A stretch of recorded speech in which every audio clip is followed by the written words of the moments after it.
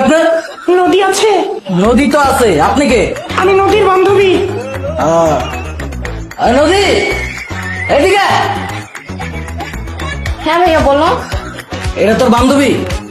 না আমি তো ওনাকে চিনি না। চল। কিরে জান কইলোকে?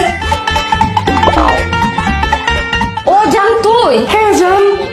ও তো আমার বান্ধবী, বোরকা পড়ছে তো এই জন্য আমি ওরা চিনতে পারি নাই। তোর বান্ধবী তোর জান কই কেমনে?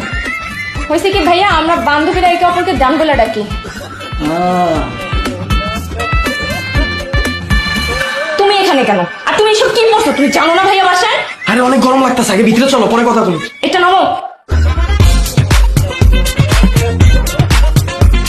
বসো বসো, এক গ্লাস পানি দাও। তুমি দাঁড়াও, আমি নিয়ে আসতেছি।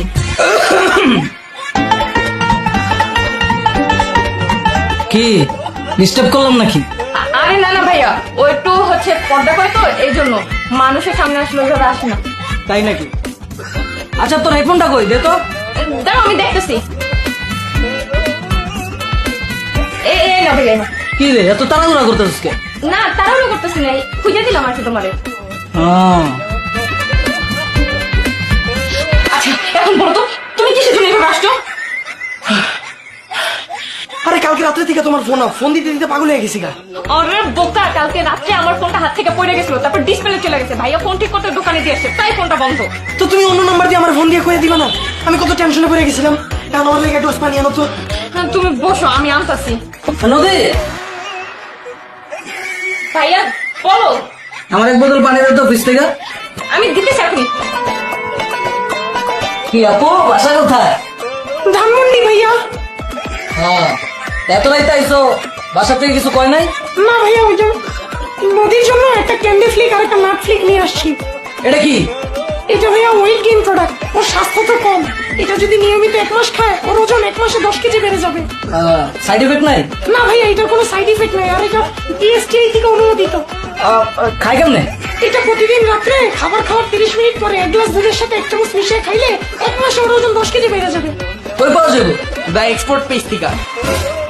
ভাইয়া বাইরে থেকে কি যেন চিল্লানো না? হ্যাঁ হ্যাঁ হ্যাঁ হ্যাঁ, তার বাইরে থেকে মনে হয় কোনো শব্দ আসলো। হ্যাঁ দোস্ত, মাঝে মাঝে এরকম শব্দ শোনা যায়। তোদের এখানে অনেক শব্দ রে।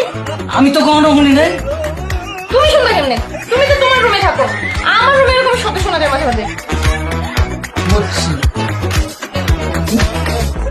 আচ্ছা নদী, আমার লগে চল, তোর লগে কিছু কথা আছে।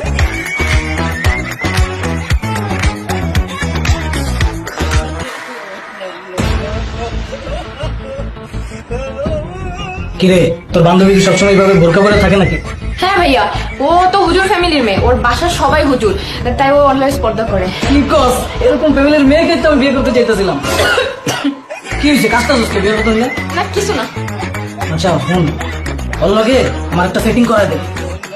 সেটিং সম্ভব না, ওর গার্লফ্রেন্ড আছে, বয়ফ্রেন্ড আছে। আর এটা কোনো সমস্যাই না, বিয়ের আগে এসব থাকে, এটা একটা কমন বিষয়। তুই এক কাজ কর, তুই ওর কাছে যাবি, যাই ওর ফ্যামিলি যে কারো একজনের নাম্বার লবি, লয়ে আমার কাছে দিবি, আমি আব্বার লগে কথা কয়ে দিবি। এখন তুই যাবি, যাই আমার সম্পর্কে যত ভালো ভালো কথা আছে সব কবি। সম্ভব না। তুই বেশি বুঝতেছস, এত বেশি বুঝছস কে? যা ভালো ভালো কথা কবি কিন্তু, আর নাম্বারটা লইস। যা ভালো ভালো কথা কবি কিন্তু।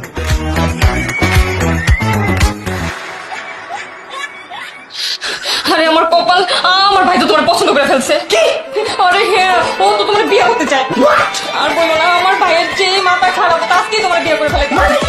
তাড়াতাড়ি এখান থেকে ভাগ হলে, কপালে খারাপই আছে। কি কথাবার্তা কইছ? হ্যাঁ ঠিকঠাকই তো, ও বলছে যে ওর বাসায় গিয়া কথা বলে জানাবে।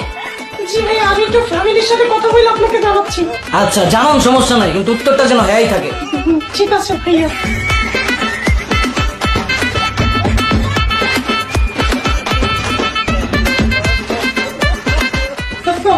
ঠিক আছে, আমি যাই গেলে।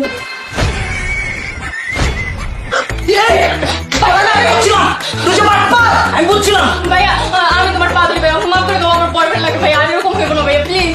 তুই বয়ফ্রেন্ড এইভাবে সাথে আনো আমার কাছে না? না